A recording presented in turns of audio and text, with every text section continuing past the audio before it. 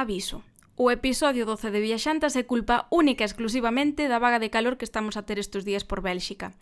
E que fixo que a miña mente só pense nunha escapada refrescante, con praias paradisíacas, onde sopre unha brisa agradable e constante, e no que te poidas agochar, pois, nalgún parque natural.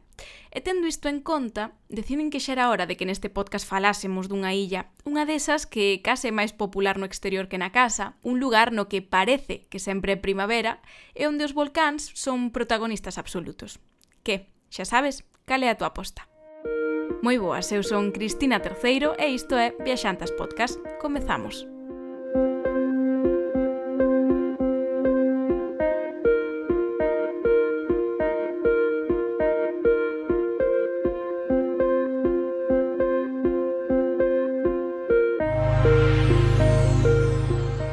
Benvidos e benvidas a Lanzarote, un destino bastante accesible dende Galicia, xa que temos voos directos con varias compañías, por exemplo, dende o aeroporto de Santiago, e iso sempre axuda, non, a hora de decidirte. Dixemos ademais que é a illa da eterna primavera, é o que pasa cando tes 22 graus de temperatura media anual, porque se converte nunha boa opción pois para ampliar as vacacións estivais en calquera mes do ano. Eu visiteina nun contexto único, difícil para o sector turístico local o verán da COVID-19. E digo iso porque este 2021 afrontarémolo xa cunha porcentaxe importante de poboación vacinada e de seguro será diferente, máis positivo. Pero na miña experiencia de hai case 365 días, case todos os visitantes éramos nacionais, co que isto supón para esta illa que ten como principal cliente os británicos. A cara boa para os visitantes, menos abafos, mellores prezos e maiores facilidades para acceder a case todo. E debo dicir que esta foi tamén para min a viaxe das aventuras, porque me animei a facer submarinismo e parapente por primeira vez. Queda claro que o confinamento fixo que necesitase darlle algo de adrenalina ao corpo. Enda que de todo iso falaremos un pouco máis adiante. Comecemos polo principio.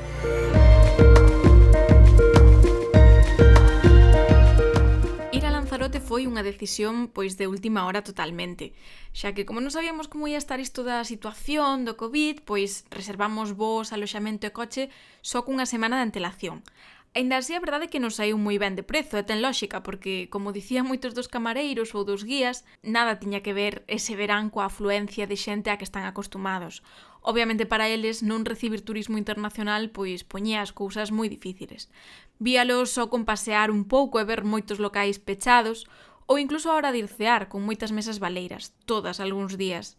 O noso aloxamento estaba en Arrecife, a carón do charco de San Ginés, e o certo é que nos pareceu unha opción ideal, con moitos supermercados ao redor e tamén unha zona de restaurantes e bares a un paso. Moi cómodo para, pois iso, ir cear e desplazarse por toda a illa, porque ademais queda, pois, como no centro, non? O sea, na zona de costa, pero, digamos, nunha zona central da illa.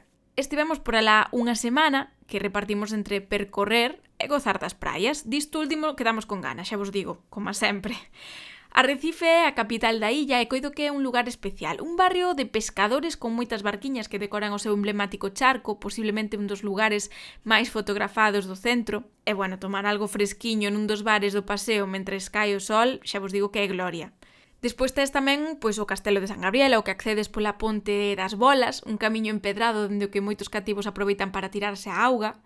En cuxa entrada tes as típicas letras gigantes co nome da cidade. Isto é nota para os instagrames afeccionados que escoiten Viaxantas, que seguro que lles vai gustar. O Castelo de San Gabriel pois é un forte defensivo, de alado 1500, máis ou menos, que ardeu posteriormente durante unha invasión morisca e, bueno, que foi reconstruído posteriormente. Como se adentra no mar, a verdade é que che dá unha bonita imaxe de Arrecife, con poucos rañaceos e con moitos edificios brancos que caracterizan o lugar. E ao redor, pois, podemos observar tamén moitos canóns de guerra, non? Que dan un pouco pois esa idea de fortaleza. No centro histórico, eu creo que destacaría únicamente o que é a igrexa de San Ginés Obispo. E logo, pois, o paseo e parques que hai por ali. Como digo, é unha zona moi tranquila e que se percorre pois moi rápido, así que se queres ir unha tarde-noite para cear e tomar algo, eu creo que é perfecto. Para os que teñades ou busquedes aloxamento por ali, a Marina de Lanzarote, digamos, o porto, ten un centro comercial e ademais moitos restaurantes e locais de copas por se te apetece, eu que sei, un dixestivo despois de ir cear. Por lo xeral hai bastante bo ambiente, así que xa vos digo, pasadevos por ali, eu creo que é unha boa recomendación para o primeiro día, non?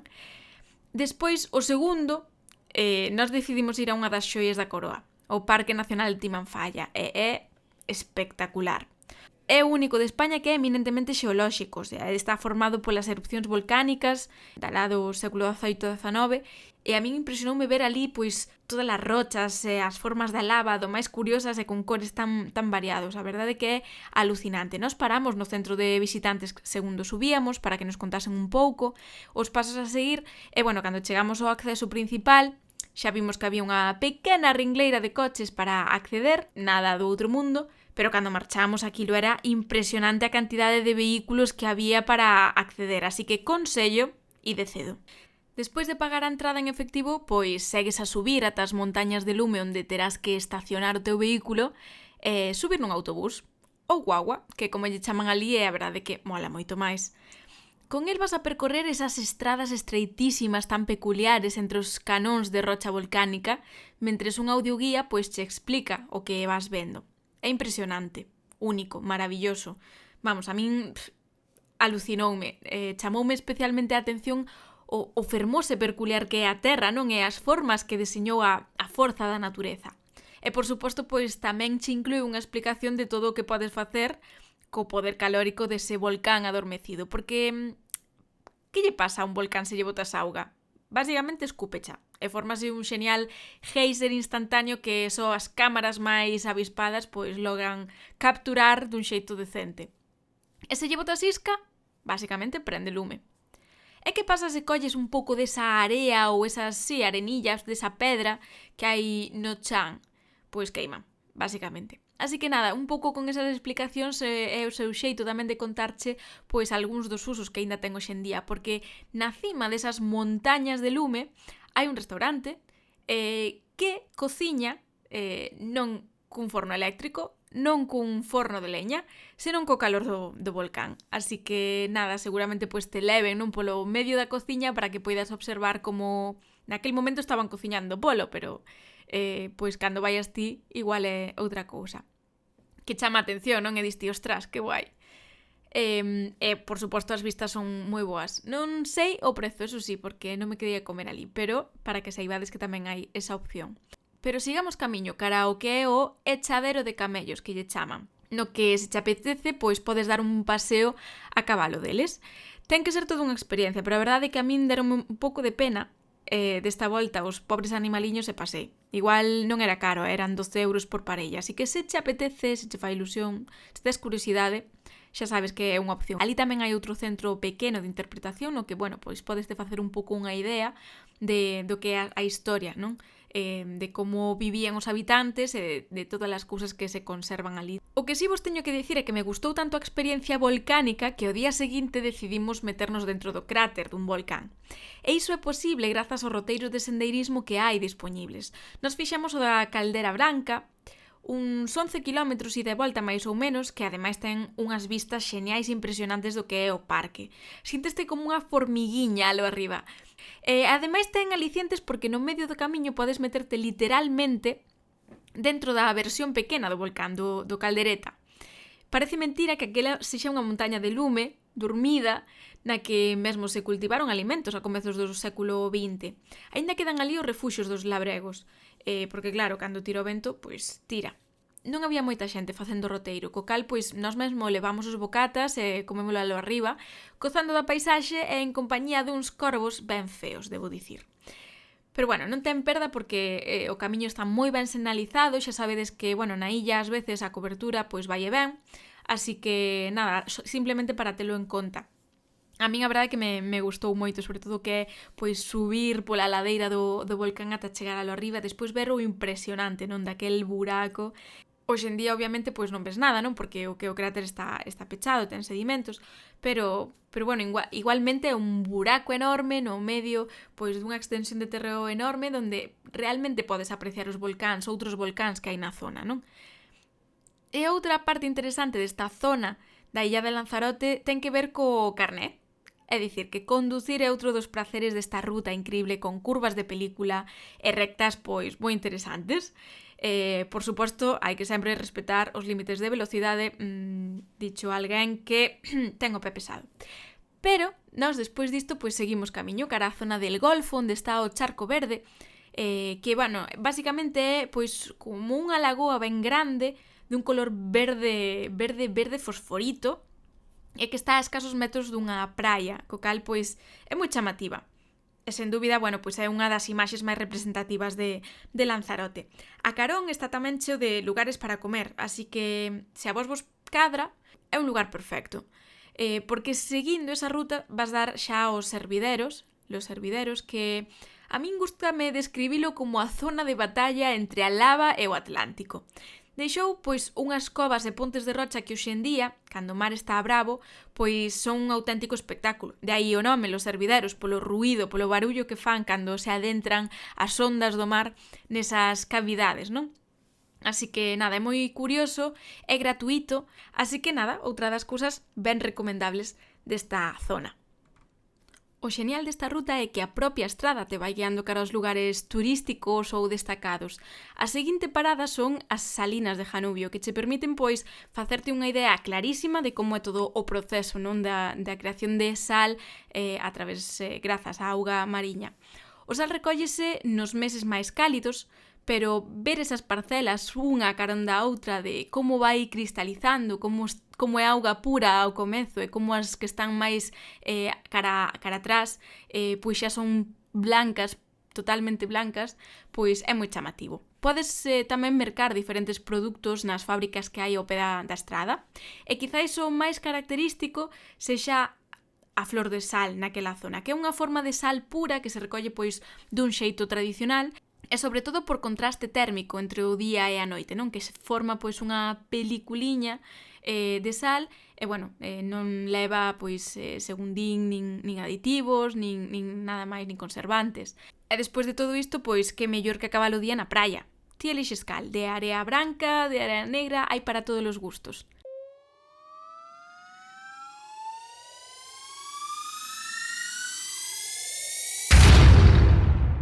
Estás a escoitar un podcast en galego. Para descubrir máis, visita podgalego.agora.gal.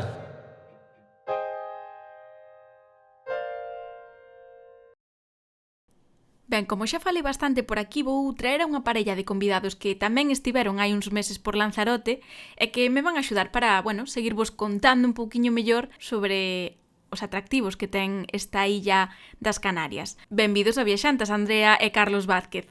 Hola. Hola, moi boas. Que foi o que vos chamou a atención para decidirvos por Lanzarote? Pois o que máis nos animou de cara a escoller Lanzarote como destino para as nosas vacacións foi un pouquiño, buscábamos o clima, un clima con sol, cálido e praia. E un pouco tamén queríamos mesturar eso con ver cousas, non só estar no que é na praia, sino tamén perdernos un pouco nunha illa que nos aportara un pouquiño a todo, de todo. Sí, fomos un pouco aconsellados pois de que tiña zonas naturales moi bonitas para visitar e aparte pois do clima, pois tamén queríamos coñecer paraísos novos naturales e optamos por esa decisión, por ese destino. E foi unha das mellores hasta a día de hoxe. Ou sexa, que cumpriu expectativas, non? Sí. Dende logo que sí. Para nós foi unha sorpresa porque, a ver, coñecíamos, o sea, sí que as Canarias, digamos que era unha das illas que menos pode ser que fama teñan, pero non, a sorpresa foi moi positiva, o sea, foi espectacular, unha illa que é fácil de recorrer en coche, entón podes chegar dun extremo a outro en apenas 2 horas de camiño e que é super accesible. Entonces, en ese sentido, foi unha viaxe super cómoda. Eu sei que vos pasou algo precisamente con iso do coche. Contádeme como foi esa experiencia, que vos pasou? Nós somos moi positivos, entonces dixemos, mira, non vamos a reservar coche, chegamos ali e escollemos entre o que haxa, pensando que íbamos a ter unha gran variedade para escoller, non? Porque somos así, moi positivos, e chegamos ali e non había absolutamente nada. E claro, a illa é pequena e para recorrerla en coche está ben, pero logo despois combinación de autobuses e así, pois non había. Entón, claro, ese primeiro día xa nos levamos un disgusto, porque Sí, foi unha decepción nese sí, sentido, que non sabíamos como íbamos o sea, todo o que tiñamos plantexado de ir a visitar e ao final nos faltaba o coche, foi en plan de, joder, alá vai todos Vemos. os planes que tiñamos en mente que se van ao traste. entonces decidimos alquilar unhas bicis. Fixemos recorrimos todo o que é a parte da costa, por Arrecife, Pocillos, todo por aí, e ao mesmo tempo parábamos e preguntábamos se cando víamos así un sitio de alquiler de coches, parábamos en todos e preguntábamos se había algún coche disponible. É dicir, que viviste desas dúas caras, non? A versión máis eco-friendly e despois, en canto puidestes, pois conseguistedes un coche, non? Sí, é máis, que aconsellamos que o coche vaia contratado e que tamén, desde logo, para min, a ruta esa que se fixo en bici, creo que foi o máis bonito, o máis impactante. Contádenos un pouco máis dese roteiro, por onde vos levou? Fomos desde... Prácticamente desde un pouco máis abaixo da metade da illa, máis Sí, ou menos, que era onde nos estábamos aloxados, demos chegado prácticamente ao sur e despois logo voltamos cara arriba, cara a capital. O sea, foi un hasta recorrido Recife. de máis ou menos 30 kilómetros que, bueno, para xente como a nós que non estábamos moi acostumbrados a andar en bici, foron bastante asequibles porque, bueno, prácticamente todo llanear, entonces lévase ben. E sí, a Andrea foi sempre o dío que máis impactou por todas esas paisaxes, todo o tempo vas camiñando, o sea, en bici, pero do lado do mar, bueno, pois sí, a min tamén me gustou moito. Entendo que xa empezaste de súas vacacións con maniotas, non?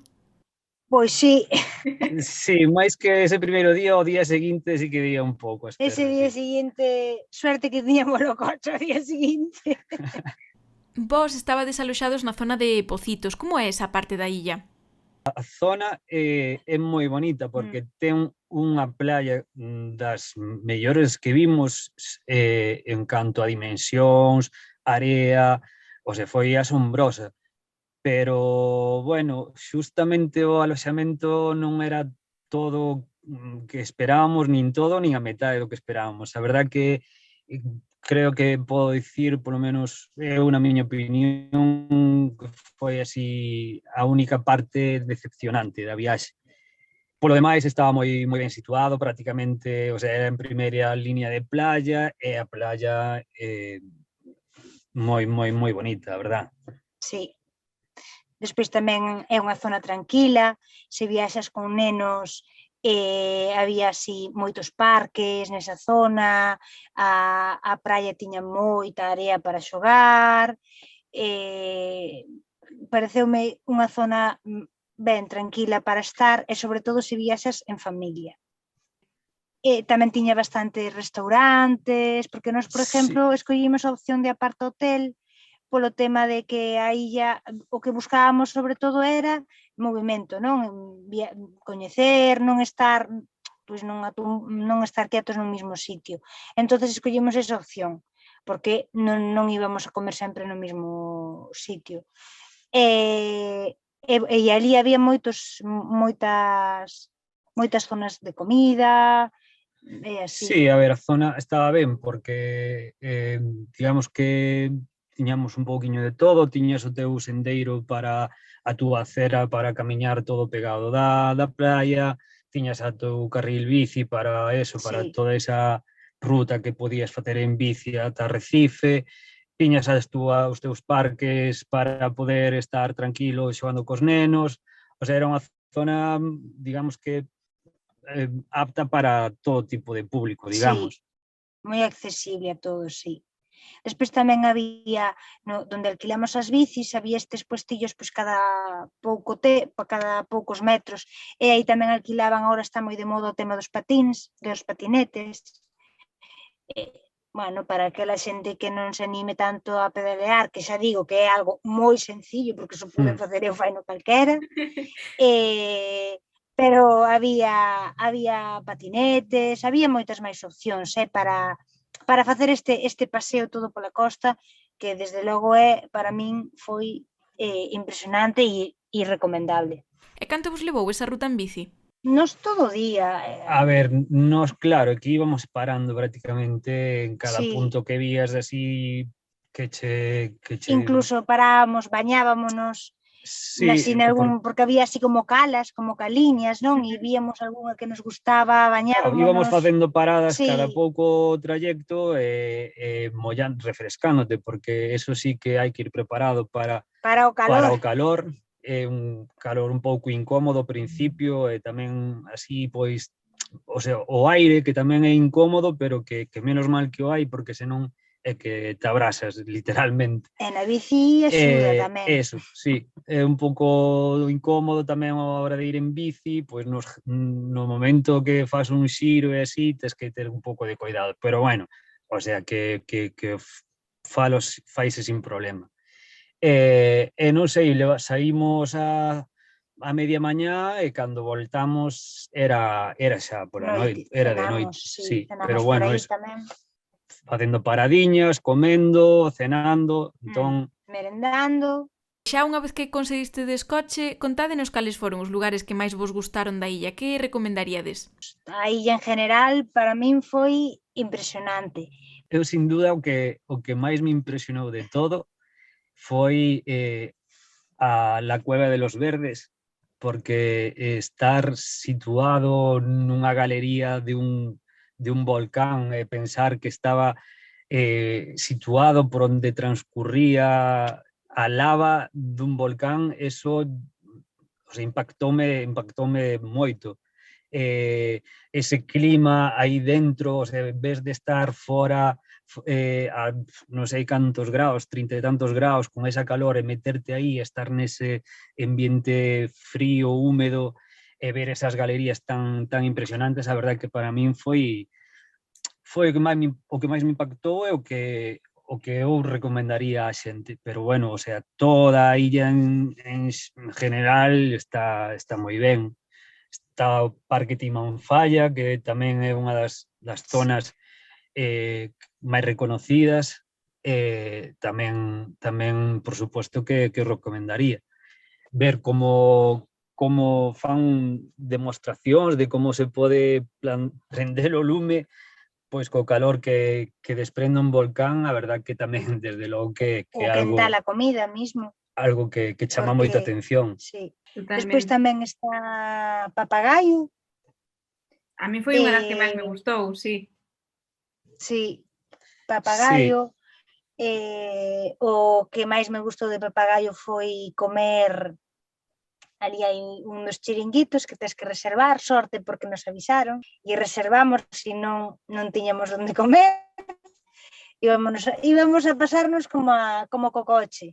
Íbamos ir moi confiados e despois, bueno, comer ali desde lá de arriba e ver ese mar, esas vistas. Esas playas paradisíacas. Sí, esa sí que é unha como de película, non? Así que é unha desas praias que parecen, pois, eso, sacadas dunha revista de maravillas do mundo. É un deses sitios que vas a Lanzarote e non podes marchar sin visitar. Outra cousa que vos fixestedes bastante en profundidade foi seguir os pasos dunha figura moi destacada que atopamos ao longo de toda a illa, César Manrique. Que vos pareceron, por exemplo, os jameos del agua? Que sabes o que pasa? Como primeiro fomos á Cueva de los Verdes, e chegas ali con esa sensación de acabo de pasarme por, como decía Carlos, por donde pasa a lava acabo de pasar eu, non? E despois chegas ali con unhas expectativas que parece que de repente dis, bueno, é bonito, pero tampouco, non? Tampouco me resultou algo que diga, tes que ir porque tes que ilo ver. Non, se che queda eso sin ver, para min non sería algo característico da zona. É diferente o que viñamos de ver, na miña opinión. Eu que sei, tamén, pois, para a xente que que lle gusten moitos animais, si que Había había unha especies, especie única de cangrexo, pois ali sí, é nunha certo. das lagoas. Sí, é diferente a Cova dos Verdes, que queda, a Cueva de los Verdes, que queda moi preto, pero sí, o sea, eu poño por diante a Cueva de los Verdes. Inda que o outro tamén é bonito, desde logo que sí, pero bueno, eso, viñamos de tocar o techo pola miña parte, foi o que máis me impresionou, e logo xa a partir de aí parece que o outro, pois parece ser que non é tan bonito cando non é así, o sea, inda que sexa igual de bonito, pero a mí impactoume moito máis o outro. Ademais, estivestedes en moitos museos, non? Que oferta hai? Que atopástedes? Fomos ao Museo del Campesino, que ese está na zona do interior, e logo de percorrer un pouquiño os viñedos todos que había por ali, chegas ao que é unha casa típica de un campesino pois da zona de Lanzarote, donde nel se recollían pois moitos aparellos de labranza, moi similares aos de aquí, aos de traballar aquí a terra. Foi así algo que nos chamou moita atención, que eran moi similares. E bueno, este museo tiña dúas plantas, non? A planta de arriba era donde estaban, bueno, pues todos aqueles aparellos recollidos, imágenes, tamén un pouco que che enseñaban como se utilizaban, para que valían, e che explicaban, non? E despois na planta de abaixo tiñan unha zona de mercado, donde pois vendían cousas típicas dali, que facían eles, pois comida, mermeladas, cousas así. E o que pasa é que esa zona non a vimos aberta, porque tiña un horario pola mañán. O sea, eu recomendaría ir pola mañán, porque nós fomos pola tarde e estaba cerrado. Entón, bueno, pois quedounos esa parte sin ver. Vimos os puestos, pero estaban cerrados. Os viñedos son impresionantes porque están sobre terra negra volcánica e a verdade é que non ten nada que ver co que nós estamos acostumados en Galicia. Ademais, a súa disposición chama moito a atención segundo vas avanzando no coche. Sí, outro das cousas... e así que foi impresionante no coche foi cando fomos ao Timanfaya, esas pedras volcánicas ir polo lado. Sí, o sea, é como estar vendo un deserto de pedra volcánica todo durante varios kilómetros de estrada, a un lado e outro solo ves o que é pedra volcánica negra, as montañas que ves é todo oscuro, o sea, é unha paisaxe totalmente diferente á de Galicia, o sea, tamén é outra das cousas que tamén, pois, se impacta, porque ves de ver todo verde a velo casi todo negro. E eses viñedos en zonas así como que destacan moito máis, o sea, son totalmente diferentes a estructura a de aquí, pois son plantas moi pequeniñas, que con cada unha co seu valado para protexerse do aire. Sí. E sí, pois tamén me chamounos moita atención porque eso é totalmente diferente ao daqui. E iso de estar nunha illa volcánica onde ves os efectos non dese calor, non se vos fixo raro, deu vos impresión? Faiseche non, pois precisamente, como acabas de dicir, curioso, extraño, é unha sensación que a tes que vivir. É unha sensación que tens que vivir porque é moi difícil explicala con palabras, porque incluso é máis ben emocional, algo emocional, dicir, mima, non somos nada, sabes, non... Incluso chegas a pensar ás veces que diste, pero se isto está aínda botando calor, que se quenta a comida, que plantan o lume, que fai que a agua salga de golpe así, chegas a pensar que por que non se vai poñer isto en marcha outra vez. Claro, pero bueno, xa che din que hai 3 puntos na illa onde están en todo momento controlando eso, é que está totalmente seguro, pero sí que che pasa pola cabeza, é verdad. É que desde logo é asombroso ver como poñen unhas ervas ali nunha das saídas deses túneles de calor e ver como en apenas un minuto está o lume aí prendido, a verdad que, vamos... Sí, unha lareira automática, basicamente. Outra visita da que aínda non falamos e que tamén é bastante recomendable é a da Illa de la Graciosa. Como armastedes esa escapada? Bueno, de primeira xa é gracioso que dunha illa te vayas a outra illa, pero ben, foi tamén unha boa decisión, porque, bueno, fas un viaxiño en barco para acceder a esa illa de, non sei, pois apenas media hora ou así. Sí, 20 minutos, sí. E claro, vas polo mar mar aberto, aberto digamos. totalmente. Entón, é unha viaxe así... Movidita. Sí, o sea, non Sí. é unha viaxe tranquila. Non é ir ás Cíes. Pero tamén valeu a pena, o sea, despois basta unha zona apartada, donde parece que non está, digamos que está ao mellor, pois pensas que está máis desaloxada e non ten os seus dous núcleos de poboación, donde a teñen, pois digamos que tamén ben explotada, podes alquilar as túas bicis, podes facer rutas en jeeps para acceder a algunha praia.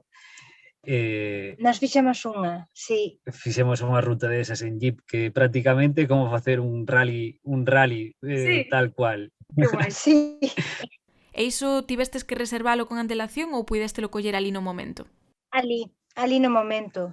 Ali no momento para o tema do coche máis ou menos tiñas facilidades, pero Para que bicis, sí no. que era moi difícil, de feito a Non, nosa primeira intención era esa, coller bicis. era Ser- coller bicis, era complicado. Carlos estaba convencido. Eu cando vin unha peculiaridade desa illa, que non vou dicir para que vos animedes a ir, que ten que ver co chan, dixen eu aquí bici nin de broma, non estou preparada físicamente.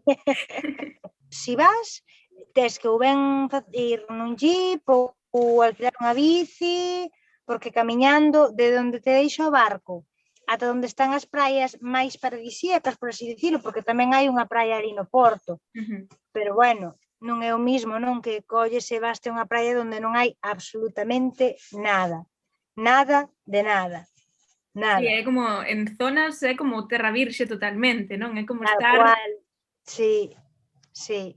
Ben, entonces anotamos como outro dos imprescindibles para facer en Lanzarote. E dende el Mirador del Río, que Sí. tamén fomos, hai unhas vistas preciosas da illa. Que pasa? Que nós tivemos a mala sorte de que os 2 días que fomos había moita niebla. Entonces, pois non... Sí, chegamos a ver a illa, pero imaginala máis ben, porque se vía así unha sombra, pero Sí, a niebla era espesa desde ali de arriba do mirador e non o dábamos contemplado ben. e aproveitamos a viaxe del Mirador del Río, porque eso xa queda máis cara ao norte. É o norte de todo a illa, Sí, e aproveitamos para visitar como se chamaban aquelas praias, Calentón,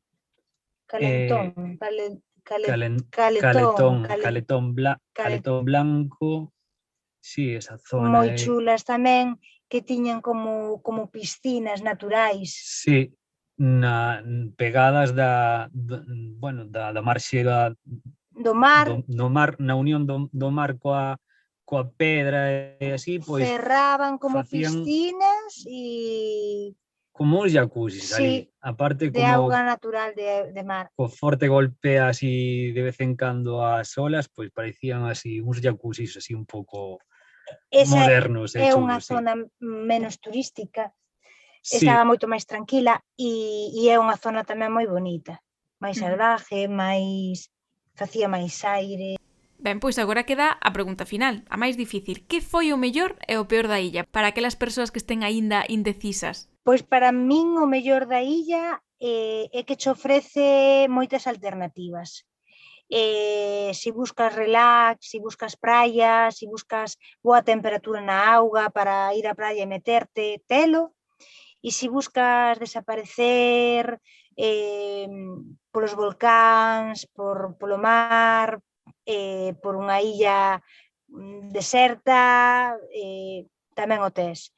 E despois, bueno, noso que é o ocio nocturno debido ao COVID non o experimentamos porque non que xa había toque de queda daquela, creo, non? Sí, non abrían xa os locais de ocio nocturno, entón, pois, quedounos esa parte por conocer, pero estou convencida de que tamén é un bo lugar para quen busca un pouquiño máis de ocio.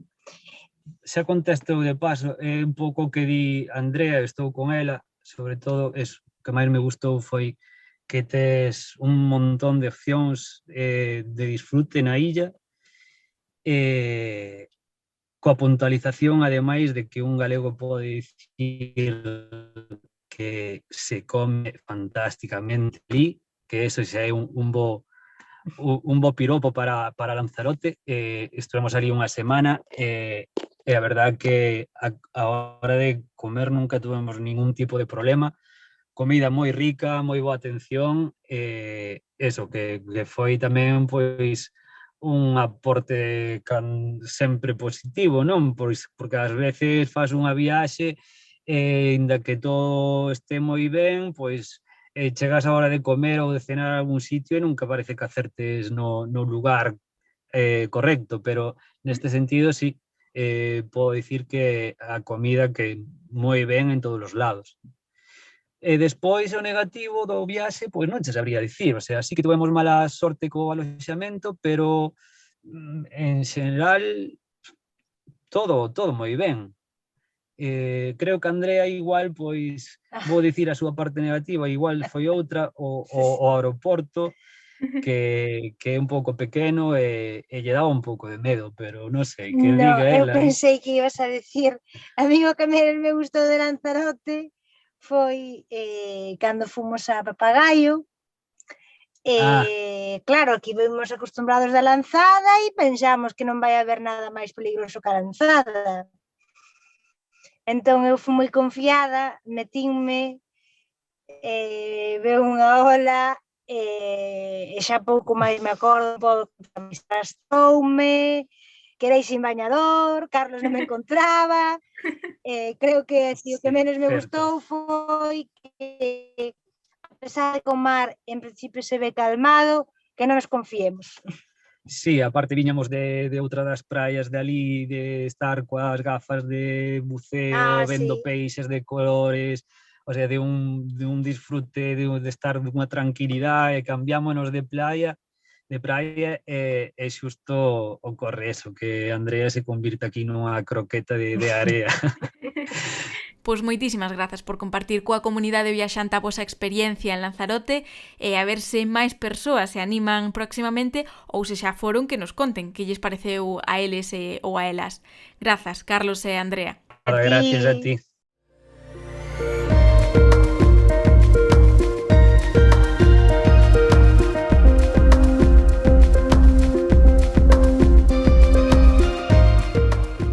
Pois quédanos agora falar dun par de aventuras. Vou comezar por unha experiencia pseudofutbolística.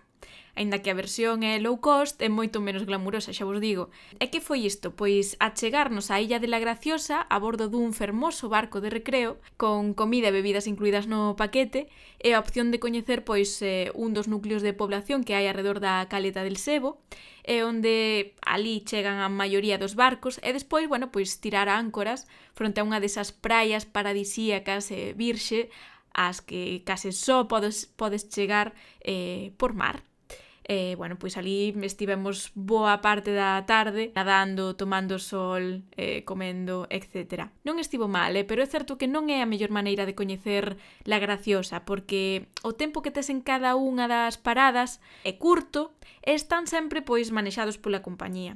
A volta é bastante cedo tamén, sobre as 5 e algo da tarde, tanto que aínda nos dou tempo a ir a outra praia, xa en Lanzarote, a pasar o resto do día. Así que, bueno, aí tedes que valorar que é o que máis vos gusta. Está ben, é algo diferente, algo curioso, pero é certo que se queda curto, quizáis, para coñecer La Graciosa. Se tedes tempo de sobra, pois igual está ben que vivades as dúas versións. O de ir a pasear pola illa en sí, a bordo dese jeep que nos mencionaban antes ou en bicicleta, ou tamén con esta opción de barco. Algo que vos mencionei antes, pero do que non falamos en profundidade foi o submarinismo e o parapente na illa. A verdade é que hai moitísima oferta deste tipo en Lanzarote e pareceume moi interesante, algo diferente que non fixera nunca e ademais pois nun lugar máxico. A experiencia en parapente depende moitísimo das condicións do vento na illa. Xusto nos tocou unha semana difícil, segundo dicían os monitores, polo que tivemos que desplazarnos cara a outra zona, neste caso cara a Tenesar, cara ao oeste, para min pois foi unha aventura increíble. Posiblemente lanzarse ao vacío, esa carreiriña inicial para que o parapente colla voo, é o máis intenso, non o máis que diste, isto vai ser ben. Pero unha vez que estás xa voando, non podes máis que sentarte e gozar da experiencia cunhas vistas únicas.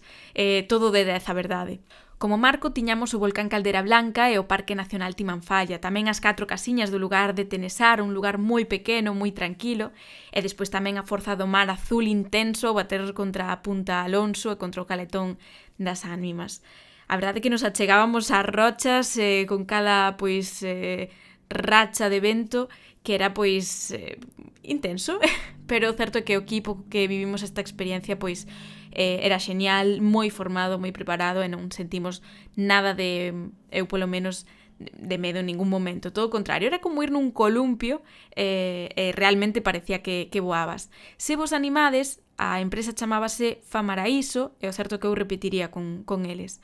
Como era a primeira vez, eu optei pola experiencia suave para probar e ver como ía, pero é certo que ao rematar, digamos que me deixaron ver como sería a versión, un pelín máis extrema, non? Todo pactado, todo acordado, así que non vos asustedes, así que sí, eu repetiría seguramente na versión con un pouco máis de adrenalina, por que non? Porque as vistas e a experiencia pagan totalmente a pena.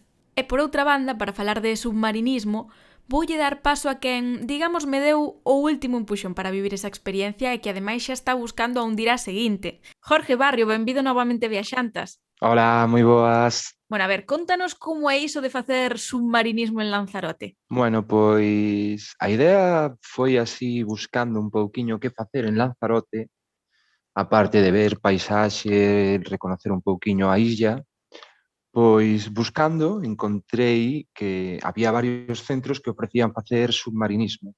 E dixen, bueno, pois é o momento perfecto para poder facer unha inmersión en augas tranquilas, sin haber así que non sea moito mar aberto. Sí, era para ti tamén a primeira vez, non? Neste sentido íbamos os dous un pouco... Para min era a primeira vez, pero era algo o que me gustaba, que quería probar.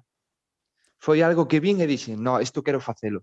E sendo a primeira vez, como foi o proceso? Non sei, contanos algo sobre o papeleo, sobre o equipo, como funciona todo iso para se alguén se quere animar?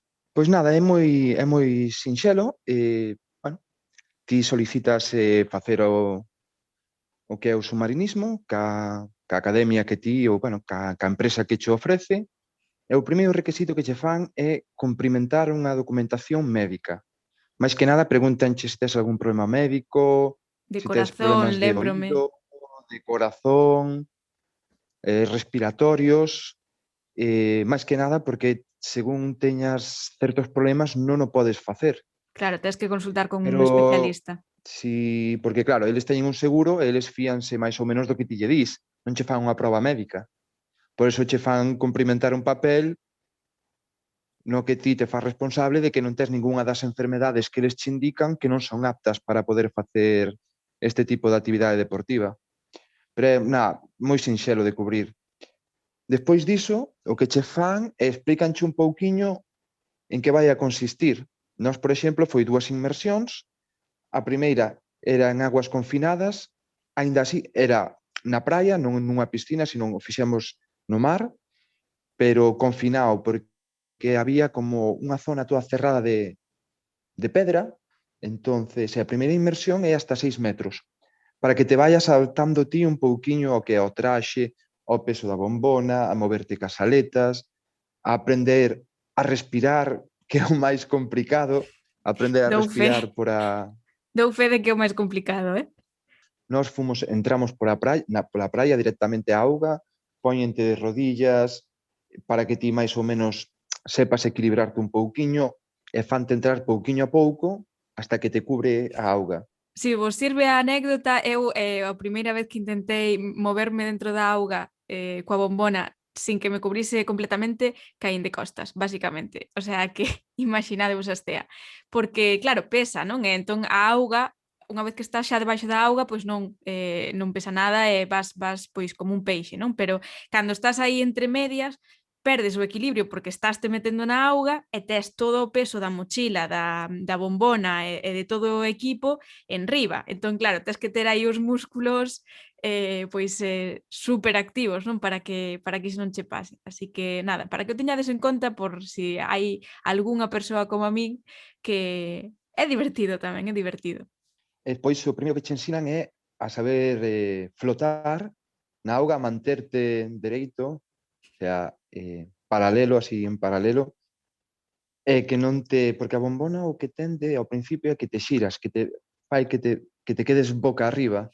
Entón Exacto. ensínante a flotabilidade, a saber flotar un pouquiño. E nada, e xa empezas na primeira inmersión xa empezas hasta os 6 metros de profundidade, sempre contigo o monitor, nunca te deixa só. A primeira inmersión foi tranquiliña, nunha zona corta, non nos movimos, non nos fomos hasta moi lonxe. Ben, é moi relaxante, moi relaxante. A ver, relaxante, quero dicir, é unha experiencia única na que ves pois moitos nemos de colores e bueno, digamos unha fauna mariña moi interesante, non? E ademais as gafas que che dan, pois teñen algo de como un efecto lupa, entón, claro, ves todo super preto, incluso che dá a sensación de que che está pasando pois o peixe ese maravilloso diante túa. Pero non contaches algo que é do máis divertido e interesante, que é como se respira cunha bombona de oxígeno baixo o mar. Que pasa se te atragantas? Que pasa si, non sei, polo que sexa, che dan ganas de vomitar? Todo iso tes que facelo dun xeito moi particular, non, Jorge? Sí, todo iso, tanto se te atragantas como se por unha casualidade che dan ganas de vomitar, todo iso telo que facer co respirador posto na boca, nunca o podes sacar. Tes que vomitar tal cual respirases, expulsar todo hacia fora e despois as boquillas, por a parte da fora, teñen un pulsador que o que fai ese pulsador é limpiar a boquilla. Manda un chorro de aire que as limpa. Pero nunca, nunca, nunca a poder sacar. Porque claro, iso vai Porque a presión, entón despois é moi difícil volvela a poñer na boca, non? Porque digamos como que está pensado para que ti vayas dosificando o aire. A min, por exemplo, pasoume que claro, como é difícil non entender un pouco como funciona o da boquilla, entón eu moitas veces o que facía era respirar demasiado con demasiada enerxía, digamos, non? Respiraba demais. E claro, iso notábase porque ti coa respiración tamén controlas o movimento, non? Cando estás facendo submarinismo. Entón é moi interesante ver como, pois iso, os teus pulmóns actúan como se fora un volante ou incluso un globo, non? Que cando, a verdade é que non me lembro moi ben como era, ti lembraste, cando respirabas subías, non? E cando Sí, soltabas o aire no, afundías. para baixar, para manterse sempre profundos, tiñas que facer respiracións cortas. Se facías unha respiración moi grande, moi larga, o que faz é encher os pulmóns de aire, entonces o aire pesa menos e faite subir hacia arriba. Entón aconsellabanche facer respiracións cortas e controladas, porque é iso, que a respiración ibas subindo e baixando, según fose a respiración ibas subindo e baixando. Pero bueno, que iso basicamente houve que tese que cando faz estes bautismos, digamos, estes bautizos de submarinismo, normalmente pois iso, sempre vai unha persoa contigo, neste caso tiñamos un monitor para cada un de nós e a verdade é que o prezo foi máis barato incluso que o parapente con todo o tempo que botamos na auga, porque foi toda unha mañá. Foron 4 horas. A experiencia durou 4 horas. Porque facías a primeira inmersión, saías a descansar, aí despois iniciabas a segunda, pero nese descanso explicabanche como iba a ser a segunda inmersión, porque xe ibas baixar hasta os 12 metros. Ibas duplicabas a profundidade hasta onde baixabas. Contanos como é iso, que hai debaixo do mar, é dicir, como ves ese fondo mariño de Lanzarote? Son augas cristalinas, ves perfectamente todo, coincideu tamén que debía ser o día, tocámonos co día adecuado, non había correntes, non había nada, non se movía a area pa nada, estaba limpiño todo, e o bo é que ves unha cantidade enorme diferentes de especies, de peixes, A verdade é que tuvemos boa pero sorte. sí. Despois, ao rematar, explicaronnos que se ti fas este curso, en 6 meses ti queres sacarte un título, sírveche para convalidalo. Se ti podes facer unha experiencia, se che gustou, o bo que tes, é que aparte non tes por que facer na mesma academia. Pode ser en calquera outra parte do mundo, porque o que fixemos nós era un SSI, que é o certificado o certificado máis importante a nivel mundial para poder bucear. O seguinte, que sería o de augas abertas, que aí xa podes ir ti cando queiras a bucear Por sempre libre. con 2 persoas. Mm. Mínimo teñen que ser 2 persoas. Un só nunca pode ir a facer buceo. Como vedes, Jorge está moi posto no tema e xa está a camiño a facer pois ese curso de profesionalización, porque de feito está xa mirando para a seguinte experiencia, non? Así que entendo que che gustou. Sí, ahora a seguinte inmersión vai a ser en Galicia. Non sei como explicalo, porque che dá, cando estás no fondo, eu na primeira inmersión non, porque ao final sempre vas con un pouco de medo, mentras non te adaptas, non te acostumbras un pouquiño a respirar, porque tes que inspirar e exhalar todo pola boca. Non podes pretender a nariz. Tes que olvidar de respirar pola nariz, que tamén é algo moi importante. Sí. Pero despois, sí, na segunda inmersión, eso xa, unha vez que te adaptas, xa cambia todo. Xa vas máis tranquilo e podes disfrutar máis do que é o entorno submarino, e aí xa empezas a notar esa calma. Para min, a experiencia foi que estabas nunha calma absoluta, nunha tranquilidade, non había ruidos ningúns, nesto que non escoitas un só ruido, o único ruido que tes é o das túas burbullas saindo hacia fora, do teu oxígeno que expulsas hacia fora, as burbullas que fai. A xente di meditación, pois eu diría fai submarinismo. Para min sería a relaxación absoluta.